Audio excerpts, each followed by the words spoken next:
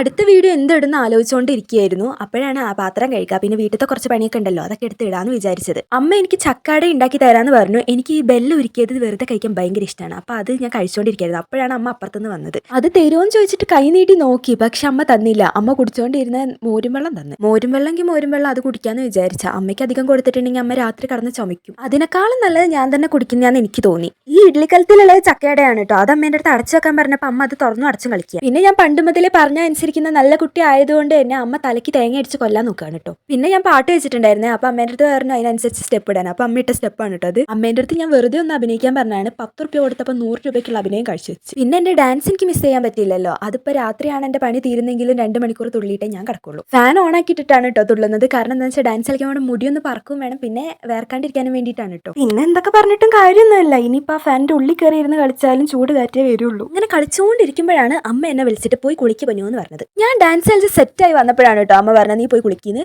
അമ്മ രണ്ടാമത് പറഞ്ഞിട്ടും കേട്ടിട്ടില്ലെങ്കിൽ അമ്മ ചൂലും കെട്ടും കൊണ്ട് വരുന്ന എനിക്ക് അറിയുന്നത് കൊണ്ട് ഞാൻ വേഗം പോയിട്ട് തലയിൽ എണ്ണയൊക്കെ തേച്ച്.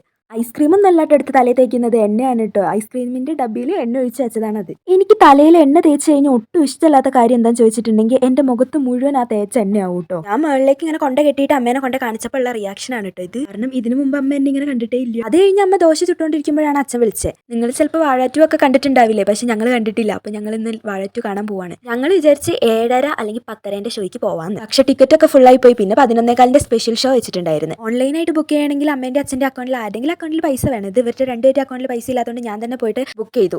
ഇപ്പം അമ്മേൻ്റെ കണക്കെടുപ്പ് നടന്നുകൊണ്ടിരിക്കുകയാണ് കേട്ടോ. എത്ര രൂപയായി ടിക്കറ്റിന്, ഇനി എത്ര രൂപ തിരിച്ച് കിട്ടിയെന്നൊക്കെ. ഇതിലൊട്ടും സഹിക്കാൻ പറ്റാത്ത അമ്മേൻ്റെ കള്ളക്കണക്കാണ് കേട്ടോ. പിന്നെ ഞാൻ മിൻറ്റുമാളിൽ പോയി വന്നിട്ടാണ് കുളിച്ചത്. കുളിച്ച് കഴിഞ്ഞപ്പോഴത്തേക്കും ചക്കയുടെ റെഡി ആയിട്ടുണ്ടായിരുന്നു. പിന്നെ അമ്മ എനിക്ക് ചക്കയുടെയും കൂടി കൊണ്ടുതന്ന് അതും തന്നു. ഇനി അച്ഛനും കൂടി വന്നാൽ മതി. അച്ഛൻ വരുമ്പോഴത്തേക്കും ഞാൻ മുടിയൊക്കെ കെട്ടി സെറ്റ് ആയിരുന്നു. പിന്നെ പടത്തിന്റെ അഭിപ്രായത്തിൽ ഫസ്റ്റ് ഹാഫ് ഫുള്ള് കോമഡിയും സെക്കൻഡ് ഹാഫ് ഫുള്ള് സെന്റിയാണെന്ന് പറഞ്ഞത്. ഞാൻ വാഴ ഫസ്റ്റ് കണ്ടപ്പോൾ തന്നെ അച്ഛൻ്റെ അടുത്ത് പറഞ്ഞിരുന്നു സെക്കൻഡ് ഹാഫ് എനിക്ക് പോയി കാണണമെന്ന്. ഒരുപാട് ചിരിക്കാനും കുറച്ചൊക്കെ കരയാനുള്ളതുകൊണ്ട് ഒരുപാട് മേക്കപ്പ് ഒന്നും ഇല്ല. 11:15 ഷോ ആയതുകൊണ്ട് തന്നെ 10 മണിക്കാണ് കേട്ടോ ഇറങ്ങിയത്. കുറച്ച് സാധനങ്ങളും കൂടി വാങ്ങാനുണ്ടായിരുന്നു. അതുകൊണ്ടാണ് ഞങ്ങൾ ഇവിടുന്ന് ഇത്രയും നേരത്തെ ഇറങ്ങിയത്.